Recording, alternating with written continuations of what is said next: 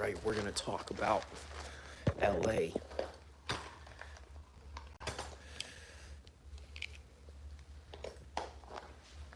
Good old LA. What is going on with LA right now?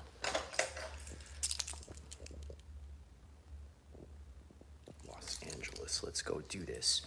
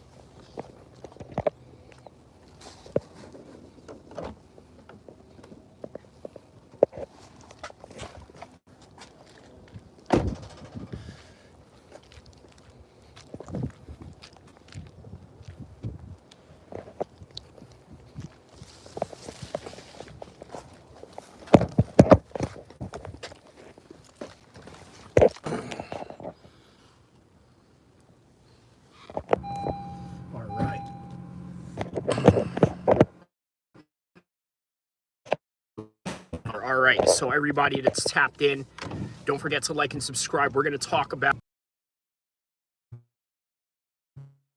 So, in California, very normal, not just LA. Now, the question is, because this is an MMA page, how is this going to affect UFC 311? You see, the truth is, when you guys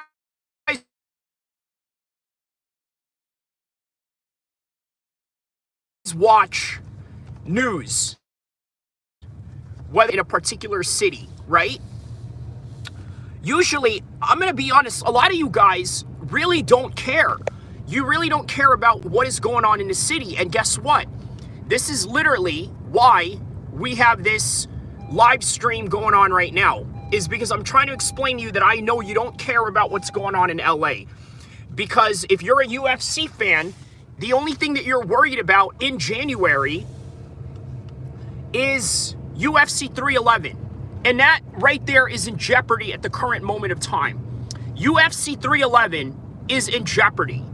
So we have to be very understanding of the circumstances that is happening right before our very eyes. You see,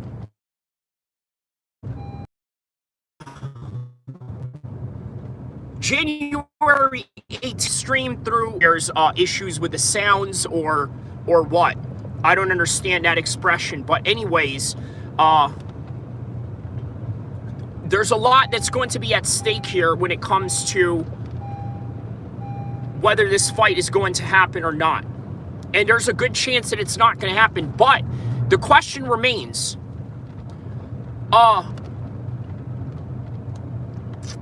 do we have a different location for this event? Well, I tell you what, there's a great chance that it's going to be Nevada. I'm going to be honest with you guys, okay? There is a great chance that the venue is going to be the state of Nevada. I promise you, because it's closer. You want proof of this? How about when Jon Jones got into that little steroid scandal before the second Gustafsson fight? What did they do?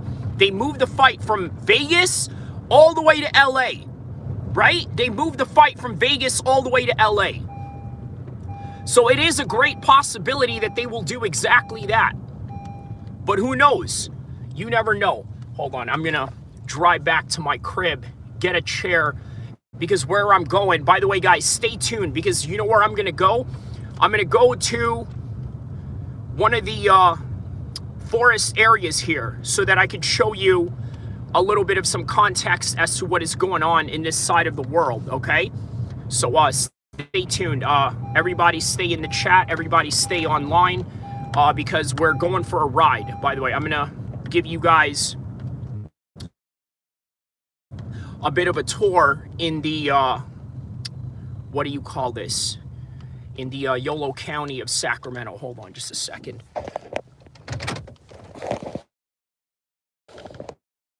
Tuned. Okay.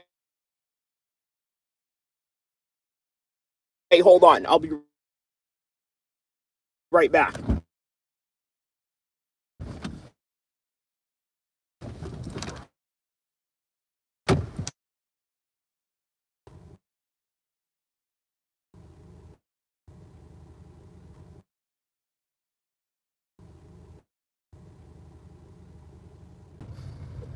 I want you guys to understand, so be back, but won't be able to see the pixels that represent you, okay? Sodom on fire. Oh, wow. Who would have thought? Haha. Okay, that's an interesting point. Sodom on fire. Who would have thought? I mean, LA is, it's not on fire. Who would have thought? I mean, LA is, it's not exactly the most moral place on earth, is it? Right.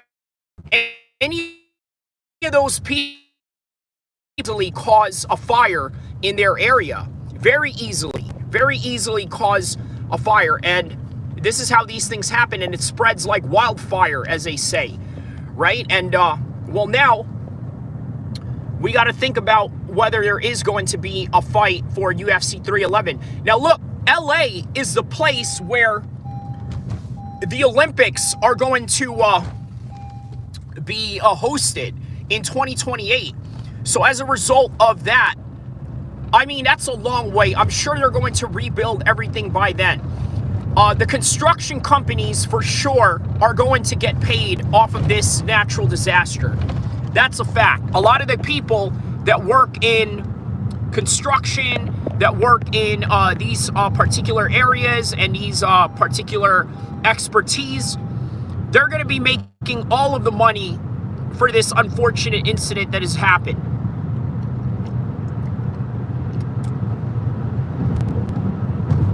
Make no mistake about it. But that's a cost and opportunity type of situation, right? The cost is that a lot of people have lost their homes. A lot of people have lost their property, their personal belongings,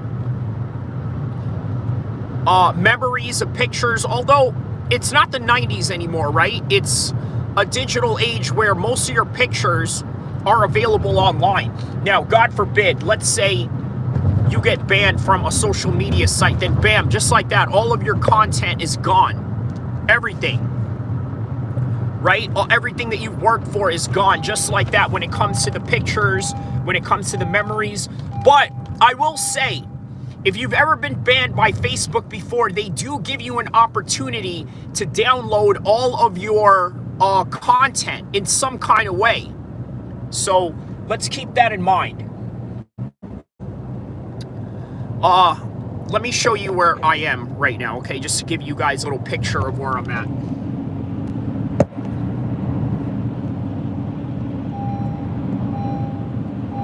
See that vast open lands of forest, farms, rivers. Check that out.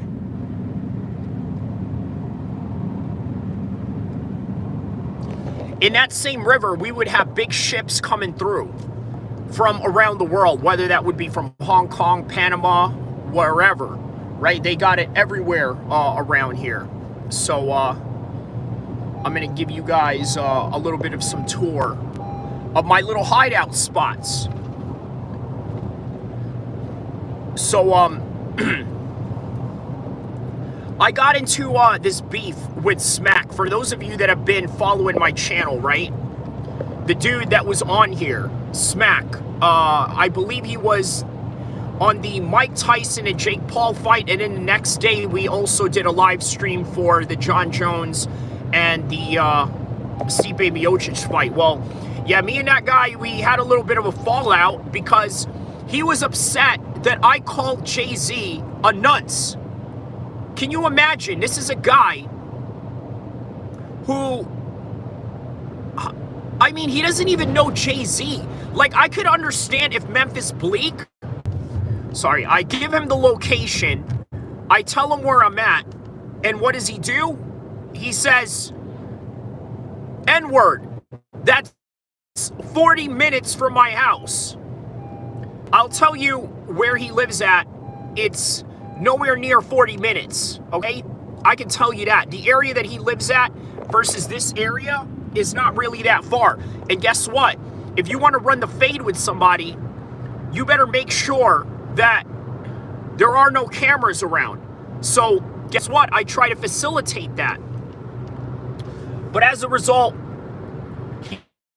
he backed down like a punk, and that's really all there is to it. Hey, can you come and help me pick up the... Having a bit of a side conversation here, but yeah, nonetheless. So yeah, guys, LA is on fire, and UFC 311 is in me. But I will assure you guys, be a location change for sure. There will be a location change, no doubt about it. So keep that in mind. Let's see here.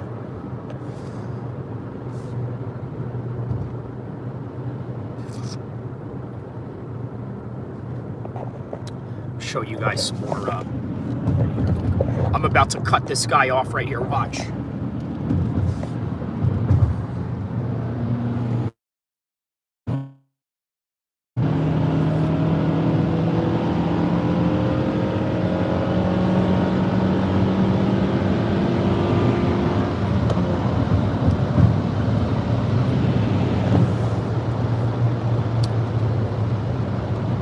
The open road, guys, the open road.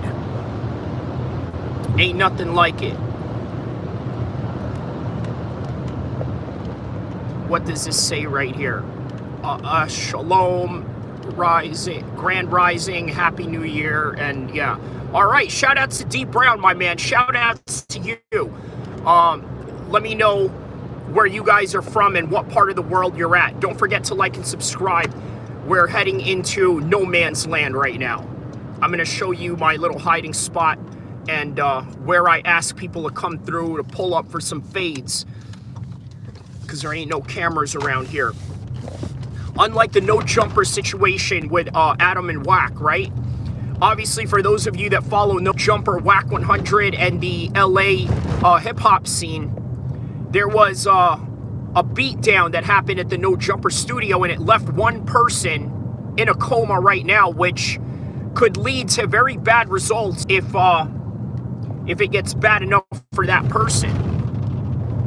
This is why I tell people, if you want to pull up for fades, you want to pull up for a conflict and handle it, you got to do it in an area that has no cameras. Okay? You got to do it in an area that has no cameras. There's no way around it. Otherwise, what are you doing it for? Right? So, here we are. Right here, my little dirt road that we're about to get into right now. See, for a lot of you that think I'm only a city boy or a suburb guy or this and that, man, I understand the countryside as well. I understand nature. I understand all of that. So, Wakanda, Maple Kush, Canada. Oh, my man, Wakanda, Maple Kush, Canada. Okay, so you're talking about burning it up, huh? So you burn or what? Let me know. Check this out. Dirt road right here.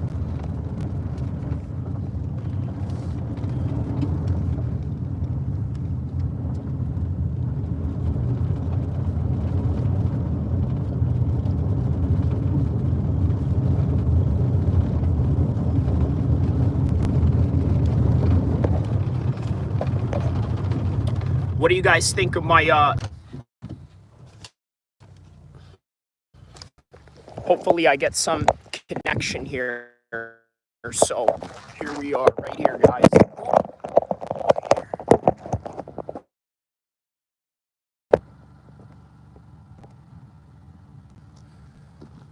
Go. I'm gonna put on my head.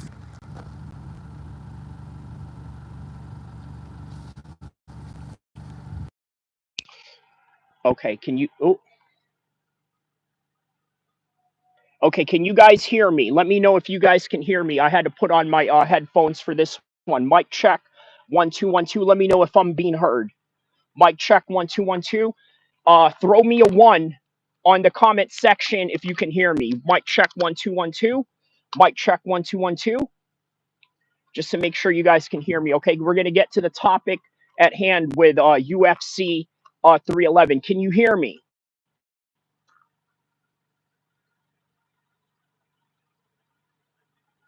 Let me know if you guys can hear me. Is this on? Okay, I believe this is on. Let me know.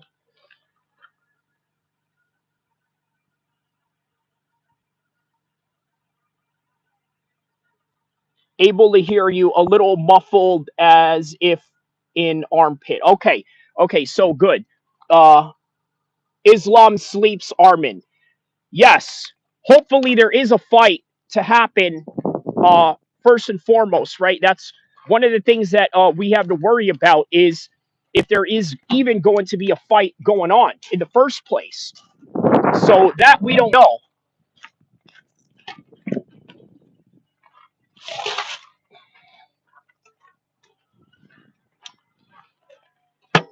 Check this out. Pull out a little chair right here.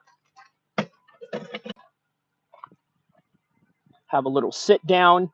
Talk some MMA. Talk some UFC.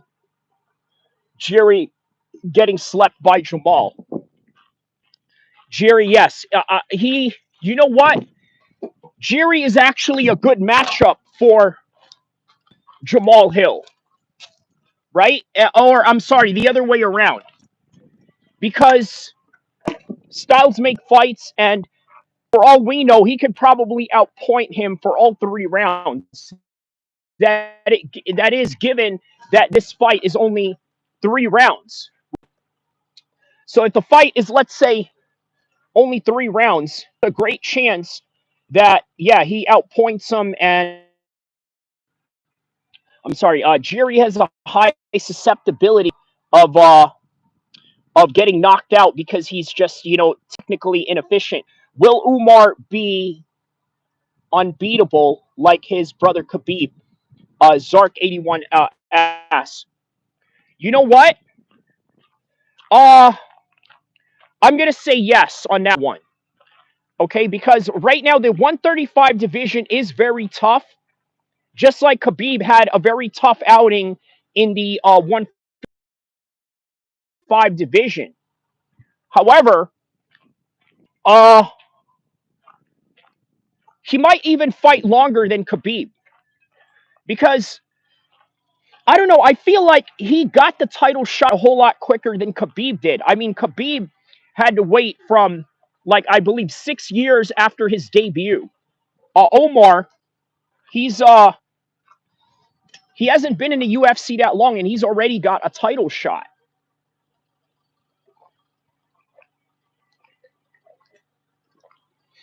So that tells you a lot right there, right? Uh, what is your ethnicity, by the way? I am Arabic. I'm half Arabic, and yeah.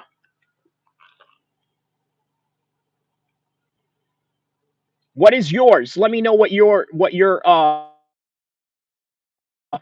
ethnicity is, or where you're from. Let me know where you guys are from. We got some people from Toronto tapping in. We got people from around the world tapping in. Don't forget to like and subscribe.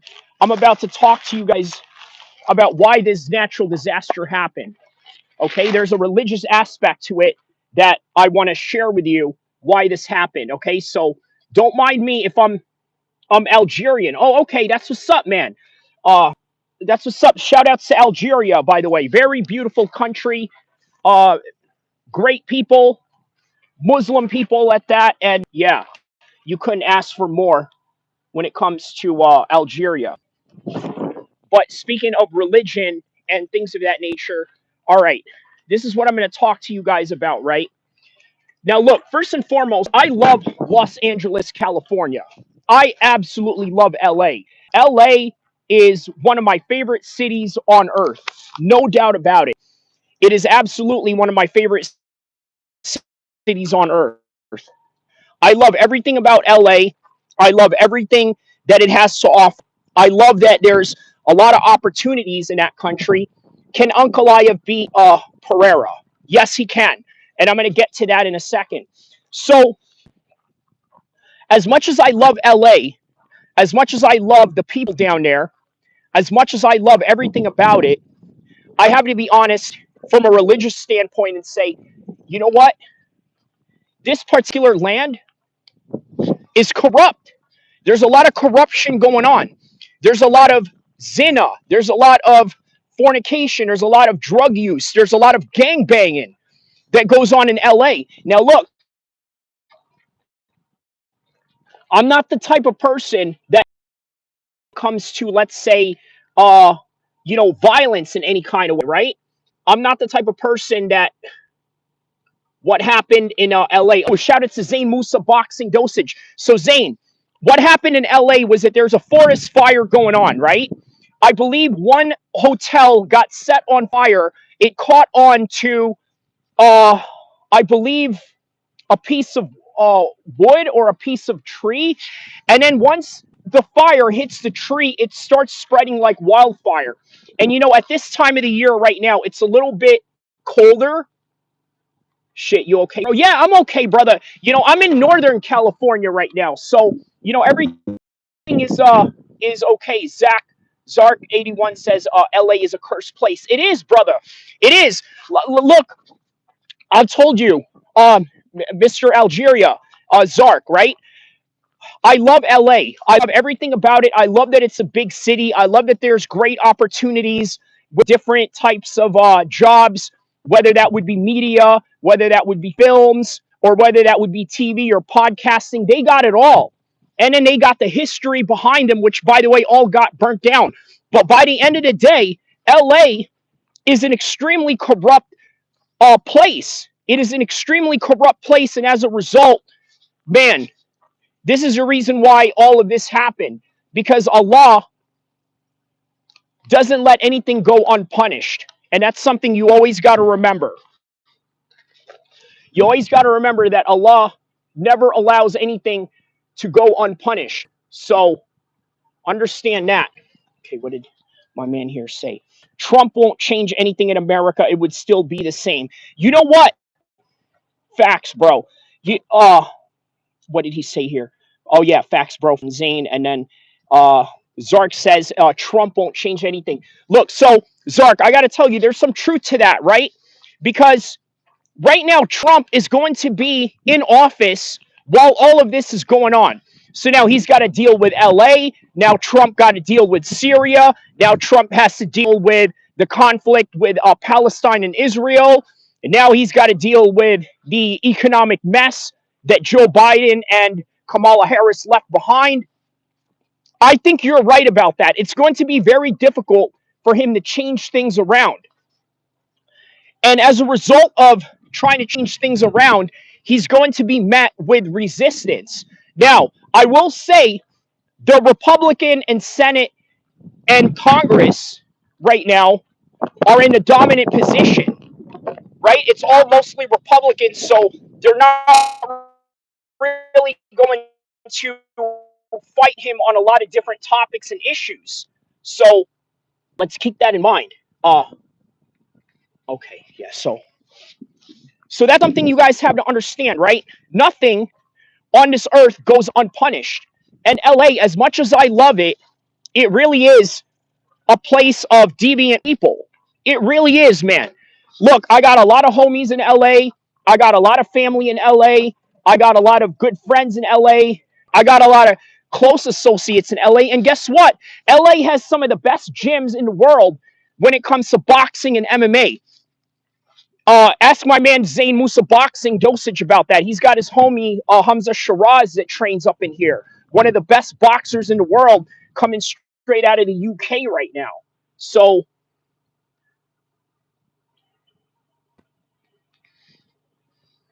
okay.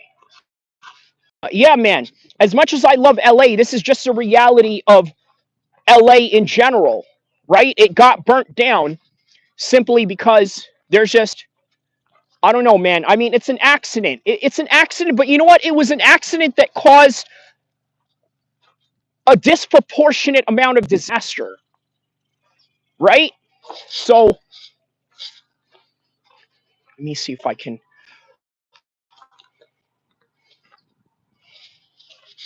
cross this bridge for you guys right here.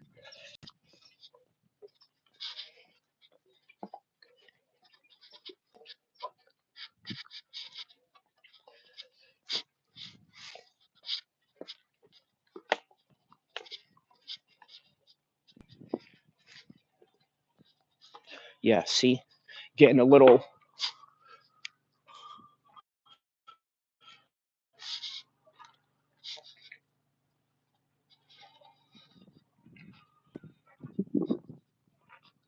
Look at this.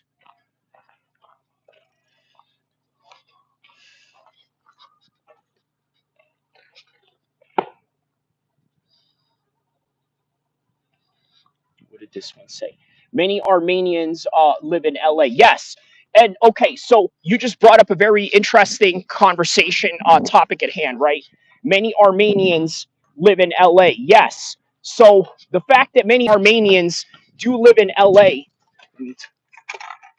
so the fact that many Armenians do live in LA, I think is the reason why this venue was chosen, right? Simply because, let's just be honest, right? Armin Sarukian, that's going to be his hometown. But Islam Makhachev, it's also his hometown. LA is also his hometown, and let me explain why. So obviously, Islam trains out of San Jose, which is right up here, up in the north, right? So if you train up here, you're representing California. There's a lot of Muslims in California. There's a lot of Arabs in California, in particular in Anaheim. But there's more Armenians. And as a result of Armenians, as a result of the Armenians being such a strong population in LA, I mean, it was going to be a big driving force for uh, the quarterly pay-per-view numbers of the UFC, right? Because look, it's January, they're opening up, they're starting a new season, so they want to start it off big. And how do you start it off big? Well, I don't know if you guys hear that. There's gunshots going off here. I don't know if you guys are hearing any of that. There's people out here practicing and all of that. So welcome to America, guys. You know what I mean? We got guns out here and all of that. So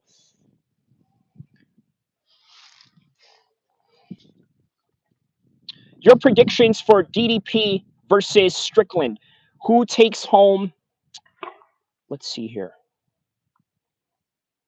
Who takes home the 185 championship? Okay, so I'm going to answer that question right now. I think that in this fight, it's going to be Sean Strickland that's going to win it. And the reason why is because I don't think that the first fight is really going to be different than the second fight. See, I think there's going to be huge similarities in the first fight and the second fight. The only difference is that there are going to be different judges. Look, guys, you got to understand something. When it comes to high level MMA, when it comes to high level boxing, a lot of these guys are going to be so dead even that most of their fights against each other are going to end by decision. That's what you got out of the Arthur Beterbiev fight versus Bivol. That's what you got out of the Tyson Fury fight versus Usyk. And that's what you're going to get out of Tom Aspinall and Jon Jones. And by the way, check out that video that I made regarding Tom Aspinall and Jon Jones, the psychology breakdown of it, just to kind of understand in full context, what I mean by high level MMA and high level boxing and why a lot of these fights go to a decision in a way that they do. So check that out so that you can get an in-depth look of what high level fighting looks like for many of these guys as I broke down how that fight went. Now with the DDP and the Strickland fight, it would really be no different. Once again, the fight is going to look the same. The only difference is that there's going to be different judges that are going to score this particular fight. And that's where this fight is going to be very different. Okay, so I want you to keep that in mind. What do you guys think of this beautiful nature that we got in front of us right now? Let me know what you guys think about the river, about all of these things that we got in front of us. Uh, bro, if you say Strickland is going to win, then he is effed because the next fight for Strickland, correct. Horrible match stylistically. Kamzat will ragdoll him and submit Strickland. I 100% agree with your assessment to the max. And let me explain something about that, right?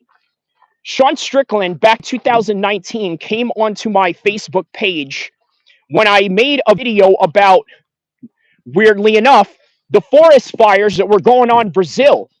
They had a Saudi billionaire, a private citizen, by the way, donate fire equipment to the Brazilians and any type of situation that they needed to sort of get themselves the proper help that they needed to fight these fires, right? So what does Sean Strickland say? He says, oh, I can't believe Muhammad loves the trees but not the women. So guess what I did? I went and DM'd Sean Strickland and I told him, listen, bro, I got this Chechnyan Swedish dude that will beat your behind in your next matchup in the UFC. Lo and behold, these two guys ended up sparring each other, Kamzat and Sean Strickland. And after they ended up sparring each other, now they're on the verge of potentially being contenders and champions against each other. And look how all of this came full circle just by the end of it all, right? Imagine that. All of this came in full circle. Now we got Strickland versus Kamzat Chimaev. One guy who's a former neo-Nazi from LA versus a former, well, I don't want to say fundamentalist, right? Because if you're a Muslim to a certain degree, you are fundamental. The only difference is whether you're willing to take things to the extreme or not, right? That's really what it comes down to. But I think the Sean Strickland and Kamzat fight will be a whole lot better. It will be a whole lot better in terms of popularity, in terms of notoriety, and things of that nature. Speaking of which, DDP and Kamzat Chimaev sometime down the road can fight if, let's say, Kamzat Chimaev loses the belt, right? Or maybe even loses the title shot against Sean Strickland. And that will be a fight that can happen sometime down the road, maybe at a big main card of some sort, at a pay-per-view. And speaking of big matchups that were supposed to happen a long time ago, how about Anthony Joshua versus Tyson Fury? A little too late? Is it a little too late? Let's talk about it. Before we talk about that and I get into the monologue of Tyson Fury and Anthony Joshua, let me see if I got any new... okay, no new chat. So we'll just keep going with the Joshua and the Tyson Fury conversation. So I got to tell you, I really like that Tyson Fury and Anthony Joshua have an opportunity to fight each other now. You want to know why? I'm going to tell you why I like this. Because even though the notoriety of this fight is not as big as it should have been, or not as big as it once was, these two guys are fighting the best version of themselves because of Usyk. If they never fought Usyk, they would never, and I mean ever in their whole entire life have to deal with this whole entire process. Okay? Sorry, I heard some gunshots over there, so kind of needed to duck out of the way of that one real quick. All right, so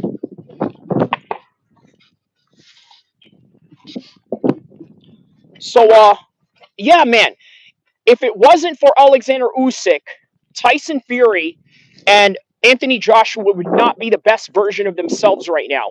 Unfortunately, due to the fact that they lost, many people are going to look at this as somewhat of a sham of a fight, right? But once again, these are don't understand boxing. These are people that don't understand fighting to the highest order, right?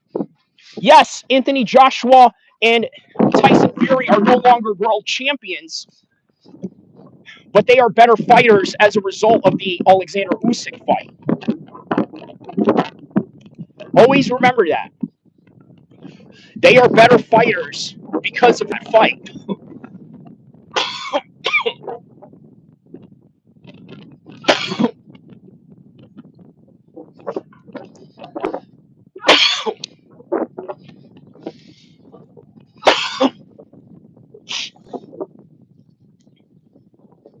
So, why are they better fighters?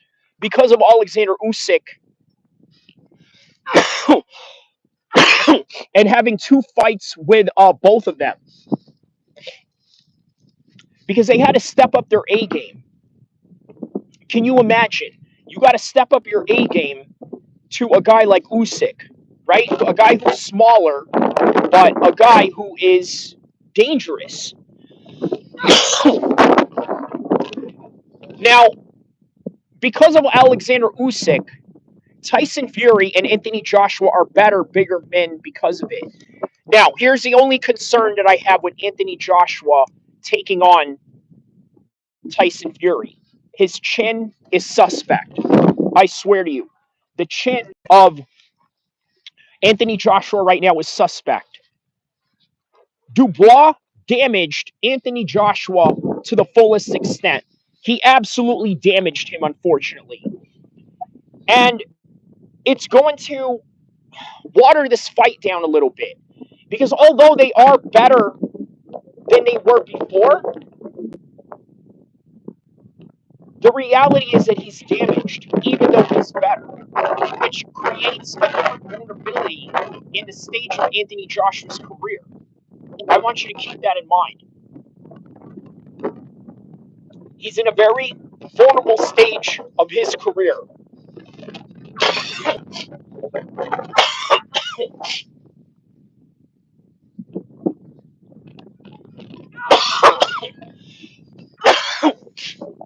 But it's a better fight nonetheless.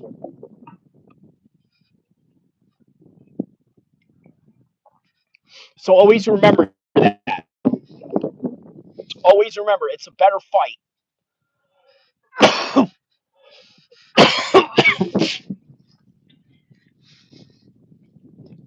It's a better fight with vulnerabilities. Vulnerabilities on the side of Anthony Joshua.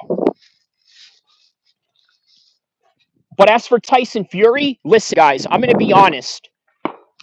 He is the number 2 guy in the world right now. I don't care what none of you say. He's the number 2 guy in the world. And you know what? Here's the interesting thing about that, too.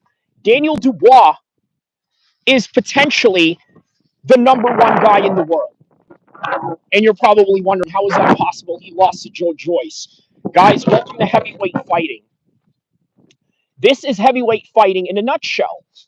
Everybody beats everybody, and the top guy gets beat by the guy that is the least expected. Let me say that again. For those of you that really want to understand heavyweight fighting, whether it's at MMA or boxing, okay? Everybody can beat everybody, and the top guy can be beat by an absolute nobody. I think that's what I said. I think I said something to that extent. But yeah, that's one thing that you got to understand. So, next topic at hand. We're jumping into all different topics today, but the next topic that we got, let me see the chat here real quick before I move on to the next topic at hand. Okay, so my man here says, bro, you Strickland is going to win, then he is F because, okay, yeah, we did read that. Yes, okay. So, next topic at hand. 30 million for Jon Jones. I say well-deserved. What do you guys think? Is it well-deserved? I think it is. 100%, I think it's well-deserved. $30 million. Now, look, right now, they are at the negotiation phase of this whole entire contract negotiation, right? Understand, there is the initial offer. Like with all negotiations, right? Something that I learned in the car business, something that I learned in the corporate world, something that I learned in contract negotiations with sports management and things of that nature is that you got to bid high to get the most satisfactory result that you can look for. And what do I mean by that? Okay, so he's shooting for 30 million to fight Tom Aspinall, right? Meanwhile, Tom Aspinall is sort of stuck in a contract where he's just going to make normal championship money. What exactly is that? 2 million. That's what a champion makes in the UFC when you are Tom Aspinall. Big name, but not really a mainstream name, and that's what you get. Jon Jones, he's shooting for something higher. You see, Jon Jones has lived through the George St. Pierre era, in which George St. Pierre has made the majority of his money through sponsorships, through making movies with Captain America and Marvel and all these other venues that George St. Pierre is getting himself into outside of the octagon. And then Jon Jones also lived through the Jose Aldo era. Then now it's the Conor McGregor era. And now in the Islam Makhachev era. He's lived through all of these eras. And every single one of these other champions before him weren't really getting paid, right? They weren't really getting paid that much back then. But now the increase of pay is exponentially high to the point where it's incentivizing Jon Jones to stay. So 30 million he shoots for, right? Is he going to get 30 million? No. What's going to happen is that he is going to go down somewhere between at most 25 million that the UFC will settle for. But in the most hard bargaining tactics of the UFC, he's probably going to come out with 15 to 20 million minimum, and 25 as the minimum or the maximum of that wish that he's looking for. That's what he's going to get. This is how the UFC plays hardball with you. This is how most people play hardball with you when it comes to negotiating prices and things of that nature. And then there are situations where people are just straight up into a hard bargaining deal of a hard line and a number that they're not going to budge by. Okay? Now, what if Jon Jones won't budge for 30 million less? Look, here's the thing, right? 30 million is actually not that outrageous for Jon Jones. It's really not. You know how much Conor got paid for the Khabib fight? 30 million. He got paid 30 million flat. Okay, a little less than the Floyd fight, but nonetheless, it was what it was, and it was one of the biggest pay-per-views ever. Never mind just MMA, all of combat sports, one of the biggest ever, and he got paid 30 million for that, as opposed to the Floyd fight, but you get the picture and you understand, yeah, the dynamics between boxing and MMA on that end, right? So there it is. It's not unrealistic because guess who is in the mix of today, right? After all the eras that I had mentioned about boxing, about MMA, about George St. Pierre's era as opposed to Conor McGregor's era, it's a different world with Turkey Al-Sheikh in the mix right now. When you say completely different world. Because check this out, right? We keep saying this over and over again ever since the Saudis have made their way into combat sports, right? We keep saying it over and over again. What is that? They have unlimited amount of money. They can make things happen. When the Saudis coming into this whole entire mix, they can flex to the whole entire world and say, hey, you know what? We brought UFC Fight Night or UFC International Fight Week summertime in Saudi Arabia. We brought it here. And as a result of bringing it here,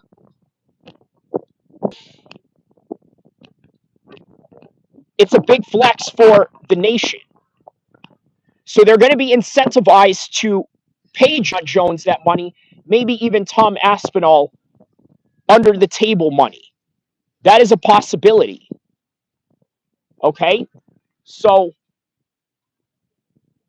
that's what you have going on in this situation.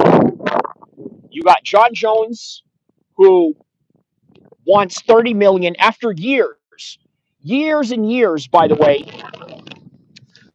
of going through different eras, MMA and in the world of the UFC and all these different stars that they've had over the years, right? He's gone through all of them. Could you imagine, right? Jon Jones, I believe, was a rookie in 2009, or is it 2008 in the UFC? And then ever since then, yeah, man, he's never lost. He's never lost. I mean, look, the Matt Hamill fight is a fluke, right? By the way, I have an opinion about the Matt Hamill fight, right? Since Jon Jones is all super religious and all that. Here's what I got to say about that whole situation. Okay. Jon Jones is a Christian. He's a believer of God. Matt Hamill has a disability in which he can inspire the world. Matt Hamill defeated Jon Jones on paper. It doesn't matter what anybody says. For all we know, the match could have gone a different way. Even though Jon was beating his ass, the reality is Jon Jones lost on paper. And that right there is something you have to contend with, because you cannot battle what is on paper. You lost, you lost. You won, you won. There's nothing to it. That's just really what it is. It's as simple as that. Right? Plain as day. Black and white, no gray.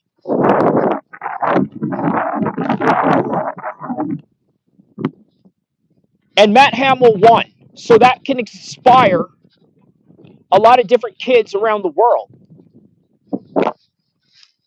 Because you got to remember, people only care about the result of what is on paper. So, yeah, that's my little take on the Matt Hamill and Jon Jones situation. So,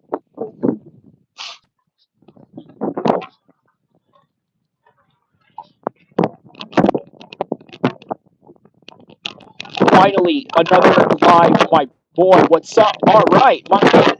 How you doing, man? 300 in New Jersey. Shout out to 300 New Jersey, one of my biggest supporters on this channel. And Lionheart could have did it to chose to keep fighting. Yeah, correct. He could have gotten. You know what? That's a good point, man. You know that disqualification with Lionheart, he absolutely could have, gotten that win, but he didn't. And you know what? Here's the thing, right? I'm going to be honest with you. This is going to be a very controversial take regarding Anthony Smith. Oh boy, we're dropping gems today. I'm about to give you a hot take on Anthony Smith and the Jon Jones situation, right? Because I have a situation that sort of relates to that matter at hand. Okay? I'm going to tell you guys a story about.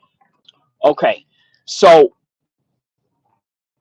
this Anthony Smith and what he did in the Jon Jones fight, taking that disqualification or not. In my humble opinion, I think that Anthony Smith did the wrong thing. He did the wrong thing. Let me tell you why I think Anthony Smith did the wrong thing. Okay? He lost out on sponsorships that he's never going to have in his whole entire career. He lost out on another big money fight with Jon Jones, which could have set up his whole entire retirement fund, right? One fight could have been a generational wealth retirement fund based on the fact that you are a former champion or a current champion based on the fact that you beat Jon Jones by disqualification.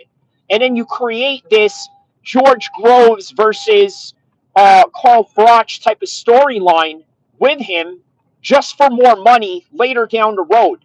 And all you had to do was take the disqualification. But you know what? Anthony Smith did exactly the same thing that I did when I fought back in 2012. You see, when I fought back in 2012, I had this opponent, right? Hugo Valdez. He went on to officially beat me in the fight, right? But let me explain how. Okay, so according to the record, it was deemed TKO strikes, right? In how I was finished. But the reality of the matchup, I was doing good. I nearly knocked him out. I hit him pretty hard. Rattled his brain off. But when I went and shot in for a takedown, he went and kicked my head illegally while both of my knees were on the ground.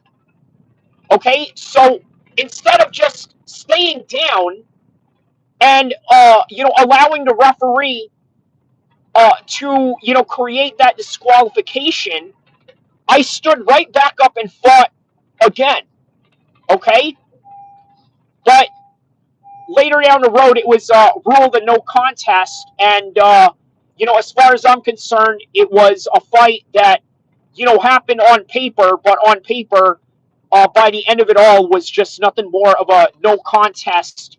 But either way, Anthony Smith did exactly that, but he got nothing out of it. You see, in that level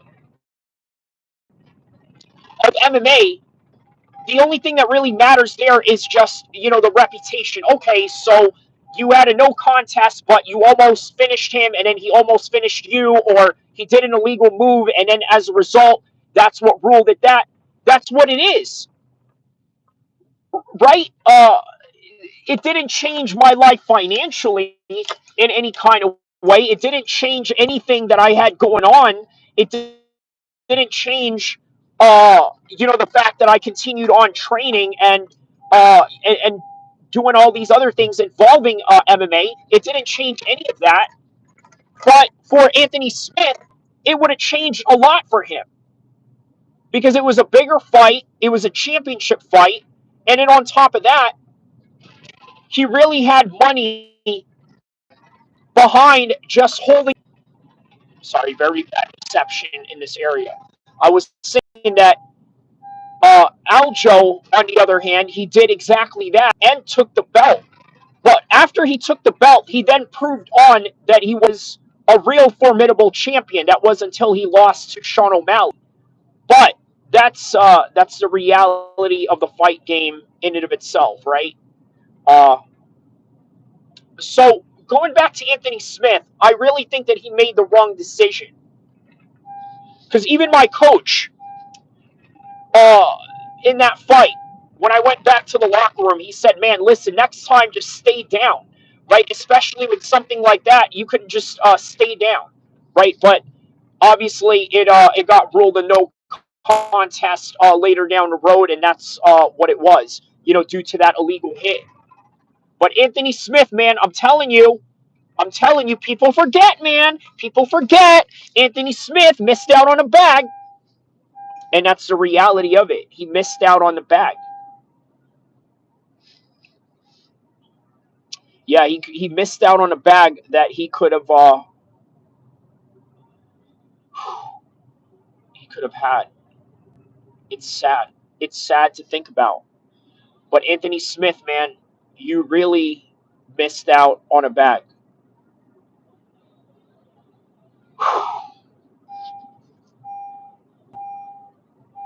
But what can you do? What can you do? That's the fight game. That's the reality of this game, is that at any given moment, one choice can ultimately change your whole entire life trajectory. One choice and one wrong move. And you know what? This is why you guys really have to give a lot of respect to these athletes that step in there. Because one wrong move that they do, it could absolutely destroy their career or their whole entire life. And you know what? A lot of people don't understand that you could die in fighting. You could die in a street fight. By the way, a little bonus content we're going to get into right now. How about Whack 100 and Loose Cannon jumping those guys at the No Jumper studio, right? Whack 100 jumping those dudes at the studio, I think it was a bad choice, which is what a lot of people are going to say. But at the same time, I think you could plead a self-defense case. But moral of the story is this. You're not invincible. Nobody is. And danger can happen at any given time. And as a result, your life could easily be taken away by any moment. So it's really humbling to think about, right? But it's a reality of life. It's humbling to think about that we are all vulnerable. And you know what? I think MMA is a great sport to sort of highlight that. But that is all that I have for this particular segment of this live stream. Conclusion, as of right now, UFC 311 LA is still going on, but I would anticipate a move in, let's say, a different location, a different state, maybe even in Nevada, in Las Vegas, maybe the T-Mobile Arena. They will move the whole entire fight, perhaps. Or they'll scrape it all together, or keep the fight as is, and maybe that part of LA is not much of a disaster. Then we talked about Jon Jones, 30 million. Is there a possibility of Jon Jones getting 30 million? Well, rewind back with the explanation that I have for the contract negotiations that come with this particular matter. Rewind back if you want to check out some information on that matter and how Jon is going to obtain 30 million as opposed to obtaining something a little bit lower than that in the hardball bargaining that he's going to have to face with the UFC. And then we talked about Tyson Fury and Anthony Joshua.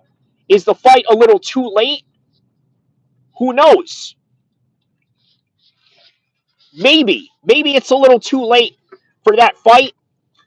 But if you're a hardcore fan and you understand boxing, you will know that this fight now is worth a little bit less, but a little bit more in terms of skill because of the career trajectory that they have experienced in dealing with some real big top names like Usyk, right? Fighting Usyk twice, I think, is really going to do wonders on the new skill level that you're unlocking. Obviously, they didn't win against Usyk, but they gained something out of fighting Usyk. And Anthony Joshua has possibly fought the best heavyweight in our era right now, which is probably Daniel Dubois. But how will he do against Tyson Fury? Being that Tyson Fury maybe is a number 2, number 3 guy in the world? Who knows? But one thing, rest assured, we do know is that boxing right now, especially in a heavyweight division, all divisions, are getting even more competitive the way that the UFC competitive structure has been going on for years. And with that, don't forget to like and subscribe. I will see you guys in the next content to come, inshallah. And check out my new content that I got, the ones that I got going on in the future and the ones that I got going on in the past, because I got nothing but epic catalogs after catalogs that you guys can check out with some of the most memorable classic combat sports moments in history. I'll see you in the next one.